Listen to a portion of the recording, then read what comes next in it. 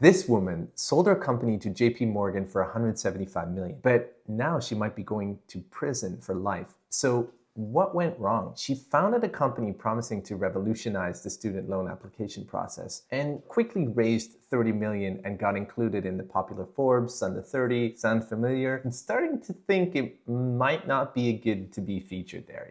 So much that the media started calling it the Forbes Hall of Shame. Not long after JP Morgan came knocking, with that 175 million offer, including that she joins the bank and oversees all the student loan application process as a director at JPMorgan Chase. It could have actually been a slam dunk if the bank decided to close down her startup or sell it for parts if they're acquiring it. But too bad they wanted to make use of the 4 million users that she promised and realized that over 70% of the emails that they sent out to her user base just bounced. So she allegedly paid 18K to fabricate millions of fake user accounts and accounts that didn't exist, and paid another 100K to back it all up with fake data. And as the investigators started to poke around and ask questions, she just destroyed all of the evidence. What investigators uncovered after that was shocking. Her fraud wasn't just limited to the JP Morgan deal. It was a pattern. Her website, stock photos posed as real users. Previous venture, PowerUp, was never registered and not a single loan was distributed. And that prestigious Peter Thiel fellowship that she claimed to have, well, you can imagine, he denied having anything to do with it. But it gets worse. Former employees described toxic culture based on lies, unpaid wages, broken promises, equity lawsuits, and her obsession with growth came at any cost, including her credibility. Charlie Jarvis' guiding mantra seemed to be fake it till you make it, but as the saying goes, the higher you climb on a lie, the harder you fall. In April 2023, her lies caught up with her and she was arrested, charged with 4 counts of fraud, facing both SEC and DOJ investigations. If convicted, she could spend up to 110 years in prison. Despite pleading not guilty, her trial is set for February 2025, where she'll have to answer for